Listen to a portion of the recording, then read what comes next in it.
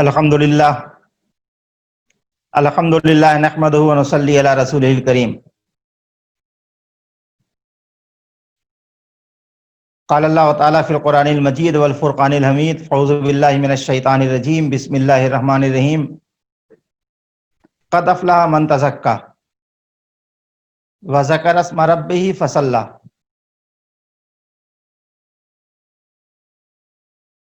قد افلح من تزکا،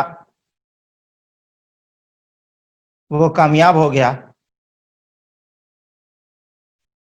جس نے پاکیزگی اختیار کی، وذکر اسم ربہ، اور اپنے رب کا نام لیا، فصلی، نماز پڑھی۔ یہ بات چل رہی تھی کہ ہم سب خواہش مند رہتے ہیں کہ ہمیں بہت سی چیزوں کی جانکاری ملے، ہماری کچھ تربیت ہو اور ہم روحانیت کے راستے پر آگے بڑھیں۔ تو روحانیت کے راستے پر آگے بڑھنے کے لیے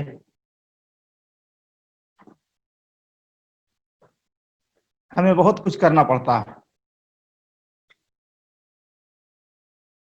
کل یعنی گزشتہ ہفتہ جو میں نے بات بتائی تھی، ان میں 4 چیزوں کا تذکرہ ہوا تھا۔ ایک، ذہن کی پاکیزگی، قلب و روح کی پاکیزگی۔ دوسرے، اپنے نفس کو قابو کرنا اور نفس کو پہچاننا۔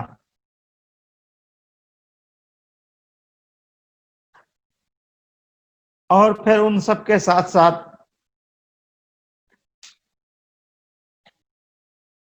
ان تمام پاکیزگیوں کے ساتھ ساتھ شریعت کی پابندی کرنا، اس لیے کہ شریعت کے بغیر طریقت کوئی معنی نہیں رکھتا۔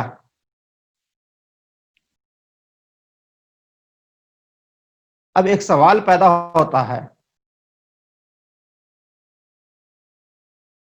جو بات ہم نے پچھلے اس کو بتائی تھی کہ ایک حدیث کا ٹکڑا ہے یا اس میں اختلاف ہے، حضرت علی کرم اللہ وجہ الکریم کا فرمان ہے۔ بعض کہتے ہیں کہ حدیث کا فرمان ہے کہ من عرف نفسہ فقد عرف ربہ، جس نے اپنے نفس کو پہچانا اس نے اپنے رب کو پہچان لیا۔ تو نفس کو پہچاننا اور رب کو پہچاننا، تو یہ کیسے ہوگا؟ اول تو ہم یہ جانتے نہیں ہیں کہ نفس کیا ہے، اور اپنا نفس یہ کیا ہے۔ اس کو پہچاننے کے لیے سب سے پہلے ہمیں یہ جاننا پڑے گا کہ ہم کیا ہیں یا میں کون ہوں۔ ہم جب اپنے جسم کی طرف نگاہ ڈالتے ہیں تو بولتے ہیں یہ میرا سر ہے، یہ میری آنکھیں ہیں، یہ میرا کان ہے، یہ میرے ہاتھ ہیں، یہ میرے پاؤں ہیں۔ یہاں تک کہ جب اندرونی اعضاء کی طرف ہم جاتے ہیں تو پھر اس وقت بھی ہم یہ بولتے ہیں یہ میرا دل ہے۔ تو پھر میں کون ہوں؟ یہ سب تو میرا ہے۔ اس کا مطلب یہ کہ میں کچھ اور ہوں۔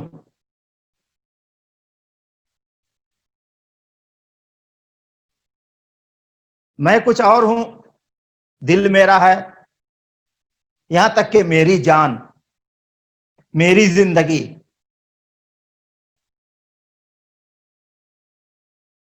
میرا دماغ، میری فکر، میری سوچ،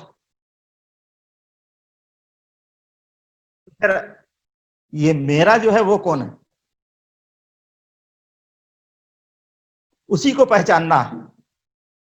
اگر اس کو جان گئے تو سمجھ میں آیا کہ ہم اپنے نفس کو جان گئے اور اپنے رب کو جان گئے. اس کا مطلب یہ ہے کہ یہ میں یا ہم اور میرا یہ کچھ اور ہے. روح کے بارے میں کہتے ہیں تو روح بھی ایک الگ ہے.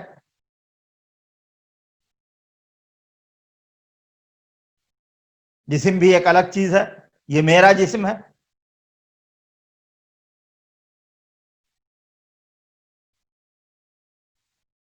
میری روح. تو اب سوال یہ پیدا ہوتا ہے کہ یہ سب کچھ جب الگ الگ ہے تو وہ ایک میرا تو ہونا چاہیے نا. ایک میں ہونا چاہیے, ایک ہم ہونا چاہیے. کہیں میں بولتے ہیں, کہیں ہم بولتے ہیں. یہ میں جو ہے یہی ہے نفس. نفس ذات, اسی کو کہتے ہیں نفس ذات.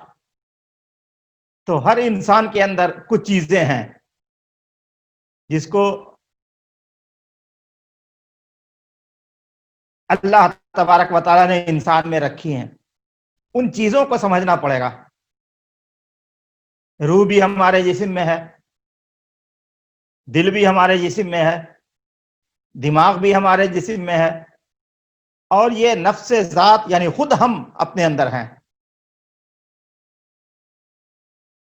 میرا نفس یعنی میری ذات. تو جب تک کہ ان چیزوں کو نہیں سمجھا جائے گا اس تک یہ سمجھ میں نہیں آئے گا کہ ہمیں کون طرح سے اور کس طرح سے کون سا عمل کر کے ہم پاکیزگی اختیار کریں. روح کا ایک الگ حکم ہے, وہ اللہ کا امر ہے. اور جسم کے احکام الگ ہیں, احکام شریعت.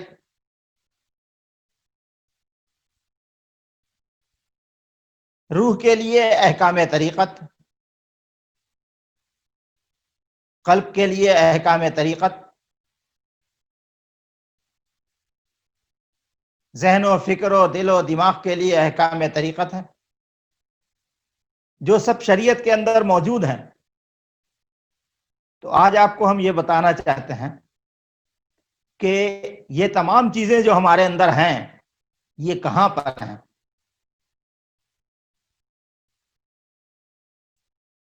کس جگہ پر ہیں. روح کہاں پہ ہے,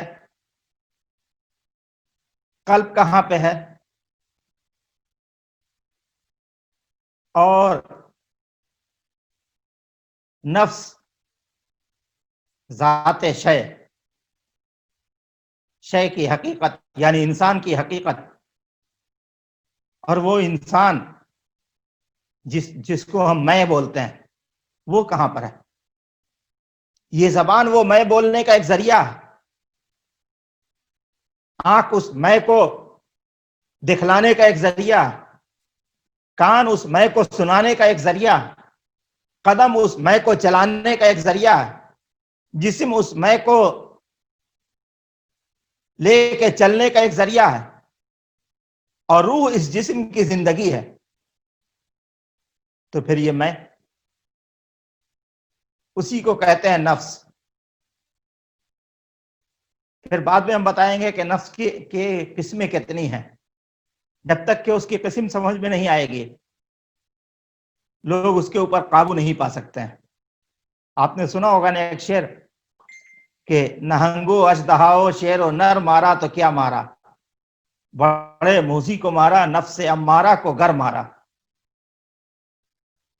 اور صحابہ کرام نفس امارہ کو مارتے نہیں ہیں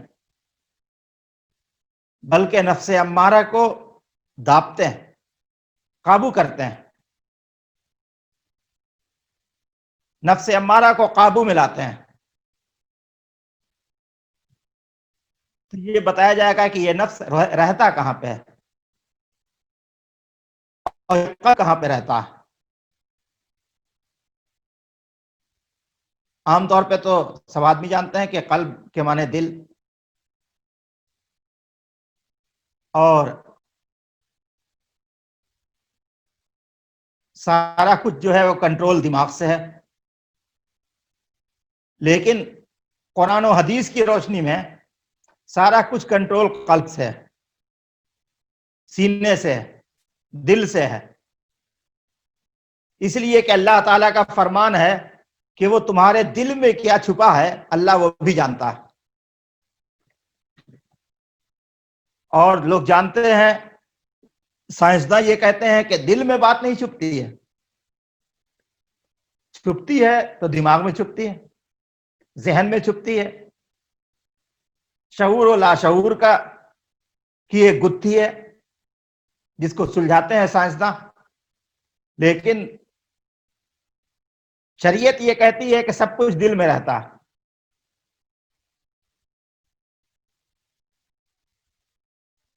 لیکن قرآن یہ کہتا ہے کہ سب دل میں رہتا ہے. شریعت یہ کہتی ہے کہ سب دل میں رہتا ہے، مگر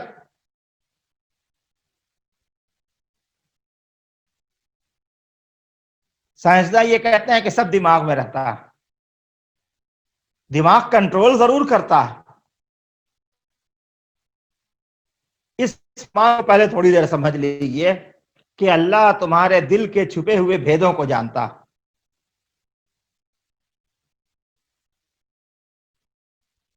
اللہ تبارک و تعالی یہ بھی جانتا ہے کہ تمہارے دل میں کیا خیالات پیدا ہو رہے ہیں.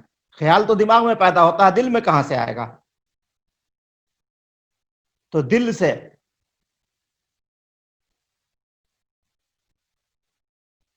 کہتے ہیں کہ شعر ہے، دل سے جو بات نکلتی ہے اثر رکھتی ہے، پر نہیں طاقت پرواز مگر رکھتی ہے. بات تو زبان سے نکل رہی ہے، دماغ اس کو سوچ رہا ہے، دل کہاں سے آ گیا؟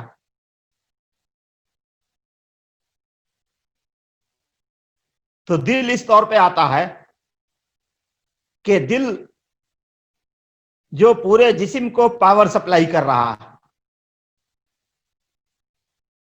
پورے جسم کو، دماغ کو بھی پاور سپلائی کر رہا ہے. تو اللہ تبارک و تعالیٰ یہ بھی جانتا ہے کہ دل سے نکلا ہوا کون سا پاور دماغ میں جائے گا اور انسان کیا سوچے گا.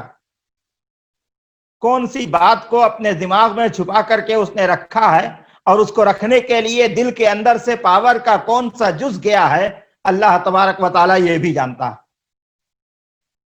یعنی دل سے جو پاور نکل رہا، دل سے جو یوں کہیے کہ جو ارجا نکل رہی ہے، دل سے جو طاقت نکل رہی ہے اور دماغ میں پہنچ کر کے پورے جسم کو کنٹرول کر رہا ہے، اللہ تبارک و تعالی اس طاقت کے ایک ایک ذرے کو، بلکہ اس ذرے کو اگر لاکھوں حصے میں تقسیم کیا جائے اور اس کے ہر لاکھویں حصے کو بھی اگر لاکھوں اور کروڑوں میں تقسیم کر دیا جائے تو اللہ تبارک و تعالیٰ اس کا فنکشن بھی جانتا ہے اور اس کا کام بھی جانتا ہے، اور اس سے کیا سوچا جائے گا، کیا سمجھا جائے گا، عبادت میں کیا ہوگا، ریاضت میں کیا ہوگا، گناہ میں کیا ہوگا، کون سا ارجا، کون سی ارجا، کون سی طاقت، کون سا پاور لگے گا، اللہ تعالیٰ یہ بھی جانتا ہے.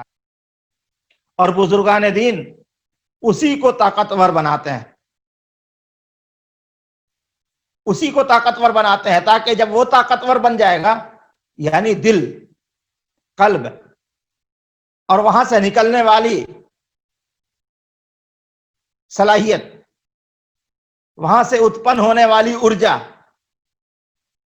پر جب ہمارا کنٹرول ہو جائے گا تو ہمارے اندر وہ طاقت ہمارے اختیار میں ہوگی، اور اللہ تبارک و تعالی اس کے اوپر اس ذات کو، یعنی ہمیں اختیار دے دیتا ہے.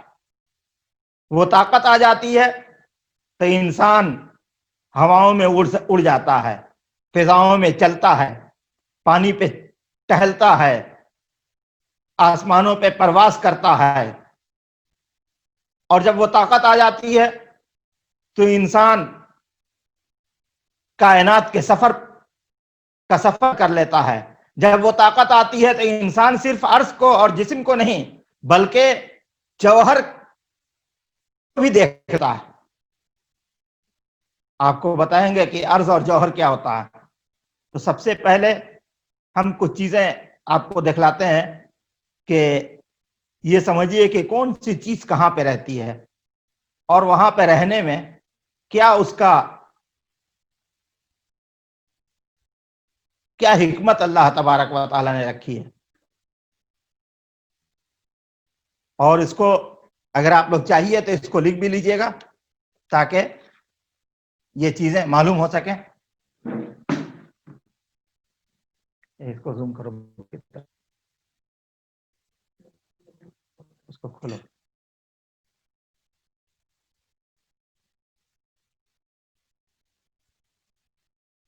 ایسے کر کے زوم کیا جائے گا.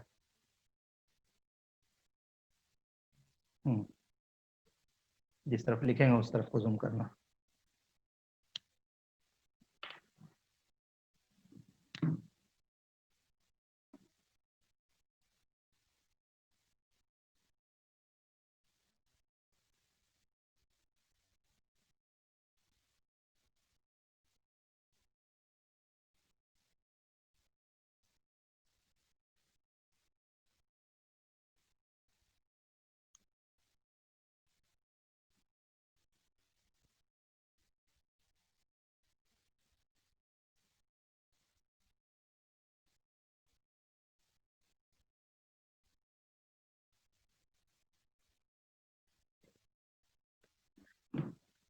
یہ دیکھ رہے ہوں گے آپ, یہ ایک اشارتی ہم نے بتایا ہے کہ یہ ایک انسان کی شکل ہو سکتی ہے.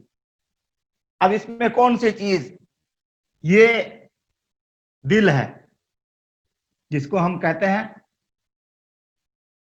دل. یہاں پہ عام زبان میں یہ کہیے ناف.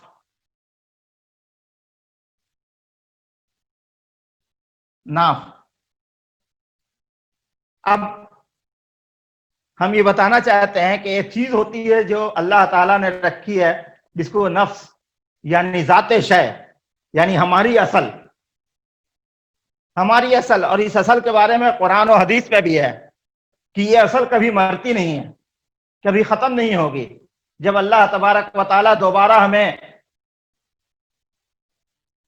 قیامت کے دن اٹھائے گا اس اصل سے ہم کو دوبارہ زندہ کر دے گا.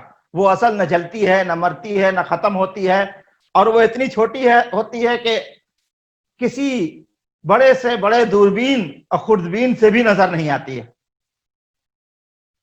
اور وہ رہتی ہے دو طرح کا, تین طرح کا. یہ ہے تین طرح کے خیالات ہیں صوفیاء کرام کے ہاں کہ وہ اصل رہتی ہے یہاں,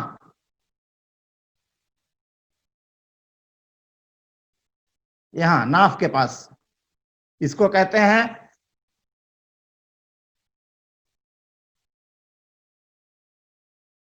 نفس. اس کو نفس کہتے ہیں.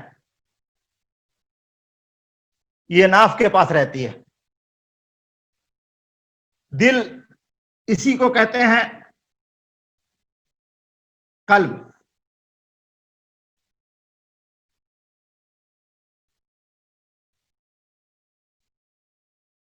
قلب ہے, لیکن قلب اور دل میں ذرا سا فرق ہے. دل اس پورے لوتھڑے کو کہتے ہیں جو بائیں طرف ہوتا ہے, جس کو انگریزی میں ہارٹ کہتے ہیں. قلب میں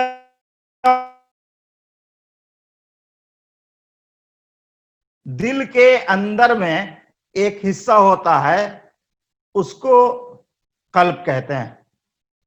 وہی قلب اس کا نام ہی رکھا گیا اس لیے کہ قلب کہتے ہیں بدلنے والی چیز کو, وہ بدلتی رہتی ہے. اور ایک حدیث قدسی ہے کہ ان بنی آدم جسد فی الجسد مضغۃ فی المضغۃ فواد فی الفواد قلب فی القلب سر وفی السر فی القلب حبۃ وفی الحبۃ سر وفی السر انا، یعنی بنی آدم ایک جسم ہے، یعنی انسان ایک جسم ہے، اس جسم میں ایک لوتھڑا ہے، اس لوتھڑے میں ایک دل ہے، اور اس دل میں ایک قلب ہے، اس قلب میں ایک نقطہ ہے، اس نقطے میں ایک راز ہے، اور اللہ فرماتا ہے کہ اس راز میں میرا نور رہتا ہے۔ اسی لیے کہتے ہیں کہ کلو مولود یولد علی الفطرت، ہر پیدا ہونے والا جب پیدا ہوتا ہے تو اس کا دل پاکیزہ ہوتا ہے، اور اس نور سے سب کچھ اس کے یہاں، وہی فطرت ہے، نور فطرت۔ تب جیسے جیسے جس ماحول میں وہ پروان چڑھتا ہے، اس جو اس کے اندر بندو ہے اس کے اوپر سیاہی آتی جاتی ہے، یعنی ظاہری سیاہی نہیں بلکہ وہ سیاہی جو باہر سے نظر نہیں آتی ہے، وہ سیاہی یہاں آ جاتی ہے، اور آنے کے بعد پھر وہ تابع ہو جاتا ہے اپنے نفس کے، یہ نور دب جاتا ہے۔ اور بزرگان دین اولیاء کرام یہی چاہتے ہیں کہ یہ نور اجاگر ہو، اور اس نفس کی جو شیطانیت ہے نفس کی، یہ نفس جو ہے یہ دب جائے۔ یہی وجہ ہے کہ علماء احناف کے نزدیک جب نماز پڑھتے ہیں تو ہاتھ باندھتے ہیں تو ناف پہ باندھتے ہیں، کیوں؟ اس لیے کہ یہ ہاتھ جو ہے وہ نفس کی شیطانیت کو روکے رہتا ہے، ناف پہ ہاتھ ہے یہاں پر۔ اور اس ہاتھ کی دیکھیے دو خوبیاں ہیں، ہاتھ کی جب ایک تلہٹی سے دوسری تلہٹی کی پشت اور ایک تلہٹی کا اندرونی حصہ وہ لگا رہتا ایسے ایسے لگا رہتا ہے، یعنی دوہری طاقت ملتی ہے نفس کو دابنے کے لیے۔ اسی لیے انسان کیسا ہی ہو لیکن جب نماز پڑھتا ہے تو اپنے نفس کو قابو میں رکھتا ہے اس وقت، اور کوشش یہی کی جاتی ہے کہ اس وقت خدا کی طرف رجوع ہو۔ تبھی تو کہا جاتا ہے کہ نماز میں خشوع اور خضوع ہو، یعنی خشوع اور خضوع کا مطلب یہی ہے کہ دل بارگاہ الہی میں ہو، صرف سر نہیں جھکے، دل جھکا ہوا ہو۔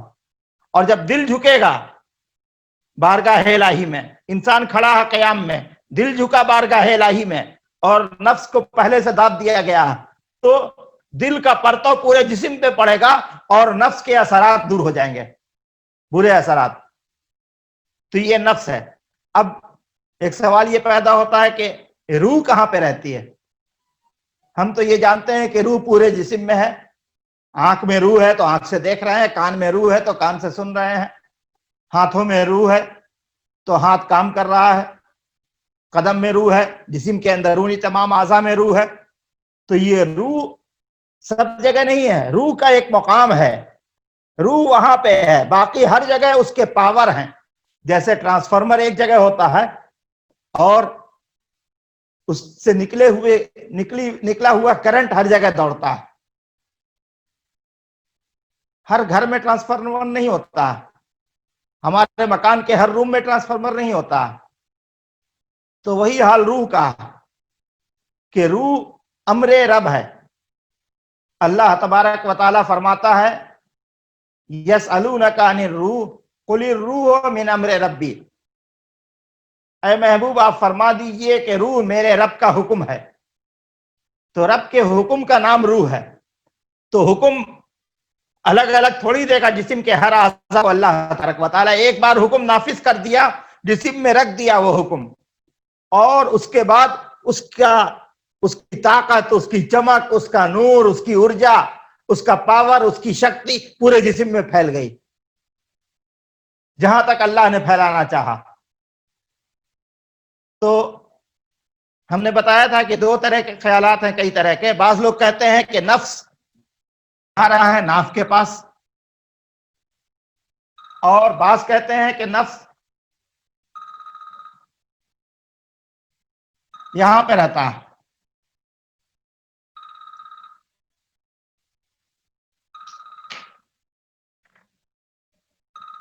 نفس یہاں پہ رہتا ہے، اور بعض کہتے ہیں کہ نفس یہاں پہ رہتا ہے، لیکن ہمارا نظریہ یہی ہے، ہمارا خیال یہی ہے کہ نفس یہاں رہتا ہے، یا جو بزرگان دین اس طرف گئے ہیں نفس کے مقام کو یہی جانتے ہیں۔ یہی وجہ ہے کہ جب ذکر کیا جاتا ہے، جو لوگ جانتے ہوں گے آپ نے ویسے ذکر کرنا، اور جب ذکر کرتے ہیں تو لا الہ الا اللہ جب بولتے ہیں تو یہیں سے لا شروع کرتے ہیں، یہاں سے جاتا ہے پورا یہاں تک، یہ دماغ ہے، دماغ کے اوپری حصے تک،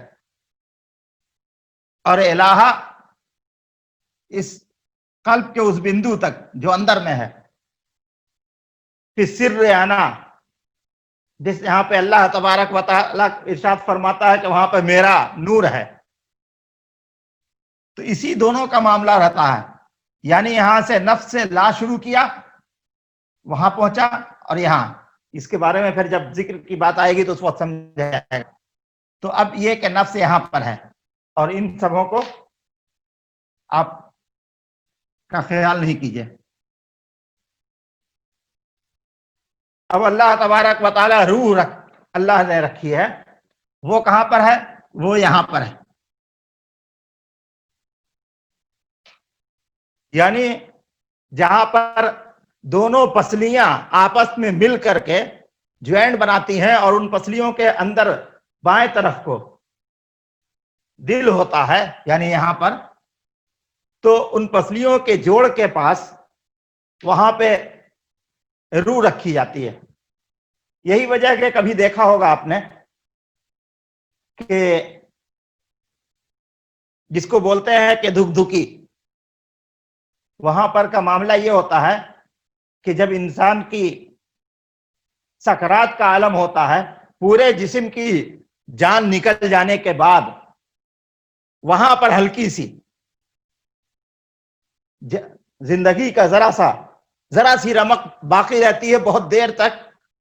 جب تک وہاں پہ رمق باقی ہے تو گویا وہ دل کو دھڑکاتی رہتی ہے، اور جب یہاں سے نکل جاتی ہے تو دل ہو جاتی ہے اور انسان مردہ ہو جاتا ہے۔ تو اسی روح کا معاملہ جہاں تک ہے، ایک آپ نے سنا ہوگا، دیکھا ہوگا لوگوں سے کہ فلاں آدمی بہت خراب ہے، اس کی روح گندی ہے۔ تو یہ کہنا کہ کسی کی روح گندی ہے یہ درست نہیں ہے، اس لیے کہ روح امر ربی ہے۔ اللہ فرماتا ہے کہ اے محبوب آپ فرما دیجئے الروح من امر ربی، روح میرے رب کا حکم ہے، اور حکم الہی کبھی گندا نہیں ہو سکتا، وہ ہمیشہ ایک طرح کا رہتا ہے۔ روح تو بہت پاکیزہ ہے، وہ تو جوہر ہے، لہذا اس کو گندا نہیں بولا جاتا۔ ہاں، روح کے اوپر یہ نفس کی گندگی ایسی حاوی ہو جاتی ہے کہ روح اپنی چمک اس کی دب جاتی ہے، روح کی، اور روح اپنی چمک کو دکھلا نہیں سکتی، اس لیے یہ روح جو ہے یہ ہمیشہ ایک ساتھ رہتی ہے، اس لیے کہ یہ اللہ کا حکم پر ہے، اللہ کے حکم پر ہے۔ روح گندی ناپاک نہیں ہوتی ہے، روح پاکیزہ ہی رہتی ہے ہمیشہ۔ جسم گندا ہو جاتا ہے، ناپاک ہو جاتا ہے، دل سیاہ ہو جاتا ہے، اس کے نفس کی خرابی کی وجہ سے دماغ پہ اثر پڑتا ہے، دماغ پر گندا ہو جاتا ہے، ذہن خراب ہو جاتا ہے، لیکن روح اپنی جگہ پر رہتی ہے، روح خراب نہیں ہوتی ہے۔ روح کے اوپر ان چیزوں کی وجہ سے، 1 2 3 چیزیں، اور پھر شیطانیت کی وجہ سے روح کے اوپر پردہ پڑ جاتا ہے، روح کی چمک پر پردہ پڑ جاتا ہے۔ روح خود گندی نہیں ہوتی، بذات خود گندی نہیں ہوتی ہے، روح کے اوپر پردہ پڑ جاتا ہے، اور ساری گندگی جو شروع ہوتی ہے وہ سب کچھ یہاں سے شروع ہوتی ہے، یہی نفس سے۔ یہ نفس اگر درست ہے تو پھر سب کچھ درست رہتا ہے۔ اسی نفس کو قابو میں کرنے کا نام، نفس قابو میں ہو گیا، لوگ کہتے ہیں کہ روحانیت آ گئی، روحانی طاقت آ گئی، روح تو آلریڈی طاقتور ہے ہی ہے، اس کی طاقت میں اور جلا پیدا ہو جاتا ہے جب نفس قابو میں ہو جاتا ہے.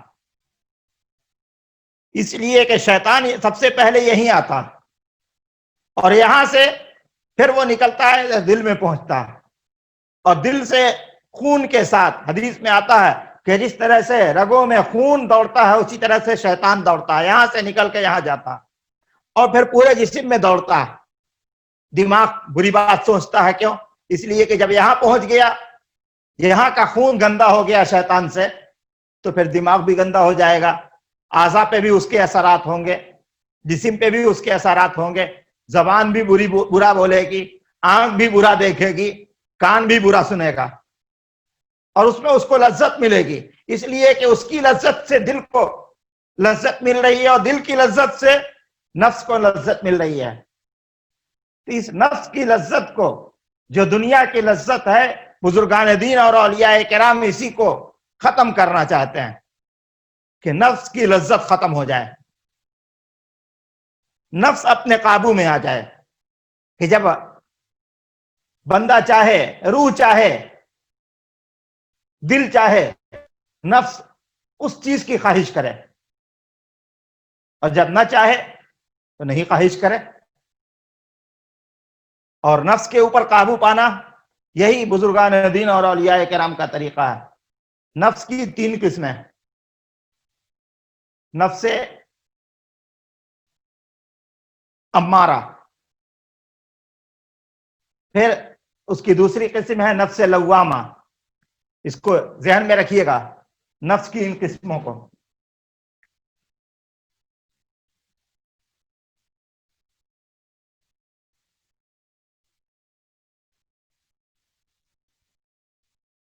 نفس امارہ،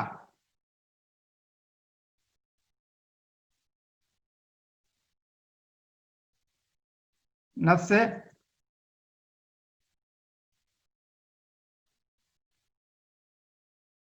لوامہ، اور تیسری قسم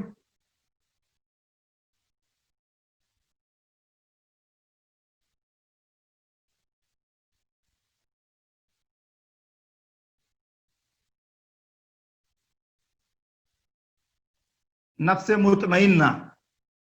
نفس مطمئنہ، نفس امارہ، نفس لوامہ، نفس مطمئنہ، یہ 3 قسم ہیں، اور تینوں قسم قرآن سے ثابت ہے. قرآن میں اس کا تذکرہ ہے، ان تینوں نفس کے تینوں قسموں کا. تو نفس امارہ کیا ہوتا ہے، نفس لوامہ کیا ہوتا ہے، نفس مطمئنہ کیا ہوتا ہے، اس کو سمجھنا پڑے گا. جب یہ سمجھ میں آ جائے گی تو ہم اپنے افعال کو سمجھ سکتے ہیں کہ ہم جو کر رہے ہیں تو کس نفس کے تابع ہو کے کر رہے ہیں، ہمارا نفس کیا کہہ رہا ہے. سب سے جو خراب ہے وہ نفس امارہ. نفس امارہ قسم نمبر 1 ہے یہ، لیکن یہ اس کو ڈسینڈنگ آرڈر میں کر دیجئے، یعنی یہ تیسرے درجے کا، یہ دوسرے درجے کا، اور یہ پہلے درجے کا. یعنی اس کو ایسے لے آئیے، اس پورے کو پلٹ دیجئے. تو یہ نفس امارہ یہ یہاں پر کام کرتا ہے، پھر اس کے اثرات پورے میں پھیلتے ہیں. پھر نفس لوامہ، نفس امارہ وہ ہے جو برائی کا حکم دیتا ہے، جو دنیا کی بری باتوں کو اور دنیا کے بری خواہشات کو، دنیاوی خواہشات کو ذہن تک پہنچاتا ہے اور اس سے اچھا بتاتا ہے کہ یہ اچھا ہے. جیسے دولت کما لینا، ثروت کما لینا، عیش کرنا، شراب پینا، جوا کھیلنا، دغا کرنا، دھوکہ کرنا. اس لیے کہ اگر سارا کا سارا کہیں کہ سب کچھ تو شیطان کرتا ہے، نفس کچھ نہیں کرتا ہے، بہت سے لوگ یہ سمجھتے ہیں. تو اب جیسے مثال کے طور پر بہت سے ایسے مقامات، ایسے اوقات آتے ہیں کہ جہاں پر شیطان کچھ نہیں کرتا، شیطان نے اپنا بیج بو دیا یہاں نفس میں. نفس امارہ کو تابع کر کے وہ شیطان کے تابع ہو گیا. اب شیطان نہیں بھی رہے گا تو نفس اپنا کام کرتا رہتا. جیسے رمضان میں شیطان بند ہے، حدیث پاک کی روشنی میں اس کے اوپر ایمان ہے کہ شیطان کو مقید کر دیا جاتا ہے، پھر بھی انسان روزہ چھوڑتا ہے نا، جھوٹ بول لیتا ہے، گناہ کر دیتا ہے. 100% تو لوگ پاکیزہ نہیں ہو جاتے ہیں، کچھ نہ کچھ خطائیں ہوتی رہتی ہیں. کیوں؟ اس لیے کہ شیطان کا کام تو بند ہو گیا، لیکن نفس کا کام تو اپنی جگہ پہ جاری ہے. اور وہ نفس یہاں سے میسج سپلائی کرتا ہے دماغ کو، اور دماغ کو سپلائی کرنے کے بعد وہ کہتا ہے کہ تھوڑا سا یہ کام کر لو، تھوڑی سی یہ برائی کر لو. اور حدیثوں میں آتا ہے، قرآن میں بھی آتا ہے کہ انسان جب بہت برائی کرتا ہے، نفس کے تابع ہو جاتا ہے، تو یہ دل، قلب اور دماغ سب اس کے تابع ہو جاتا ہے، تو انسان کو برائی بھی اچھی لگنے لگتی ہے، اس میں تعویل کرتا ہے. جیسے آج کے زمانے میں اگر کسی شرابی سے کہیے کہ شراب مت پیو، تو لوگ اس میں تعویل کرتے ہیں کہ نہیں یہ تو ایسے ہے، ویسے ہے، ایسے جائز ہے، ویسے ناجائز ہے. آج کل بہت سے شریعت کے معاملے میں لوگ تعویل کرتے ہیں. عورتوں سے کہا جائے کہ پردہ کرو، اس میں عورتیں تعویل کرتی ہیں، وہی ان کا نفس میسج سپلائی کرتا ہے اوپر. نفس کے تابع ہیں کہ برائی بھی اچھی لگتی ہے. قرآن میں ہے نا، جب حضرت سلیمان علیہ السلام کے پاس حدود آیا تھا بتانے کے لیے کہ بلقیس کے بارے میں اور ملک سبا کے بارے میں، کہ وہاں ایک ایسا ملک ہے کہ جو اللہ کو نہیں مانتے ہیں اور گناہ کرتے ہیں، شیطان اور سورج کی پرستش کرتے ہیں. تو اس وقت یہ تذکرہ بھی آیا ہے کہ اللہ تبارک و تعالی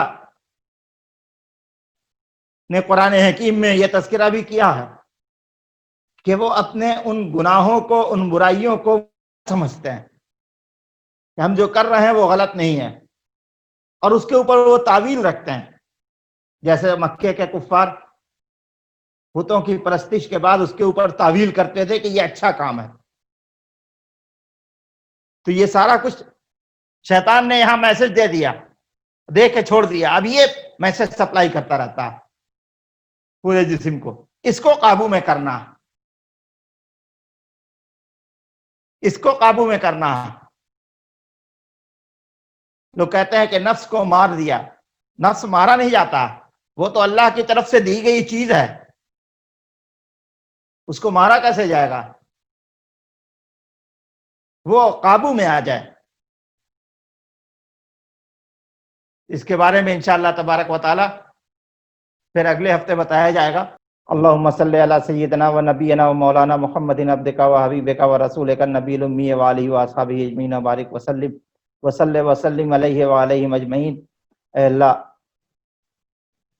بہت ساری باتیں بتائی گئیں، دل کو، قلب کو پاکیزہ کرنے کے تعلق سے، روح کو پاکیزہ کرنے کے تعلق سے، روح میں جلا بخشنے کے تعلق سے. اور اے اللہ، ان تمام باتوں کو ہمیں سمجھنے کی توفیق عطا فرما، اور اس کو سمجھ کر کے اپنے نفس اور خاص طور پہ نفس امارہ پہ قابو کرنے کی اور اپنے قلب کو پاک کرنے کی توفیق عطا فرما. دل میں خشوع اور خضوع عبادت کے لیے پیدا ہو، اور تیری طرف رجحان اور جھکاؤ پیدا ہو. اور اے اللہ، ہم تمام لوگوں کی مشکلات کو آسان فرما، پریشانیوں کو دور فرما. اے اللہ، دین و دنیا کی فلاح، کامیابی، کامرانی عطا فرما. وصلی اللہ تعالی علی خیر خلقہ محمد وعلی آلہ واصحابہ اجمعین برحمتک یا ارحم الراحمین. لا الہ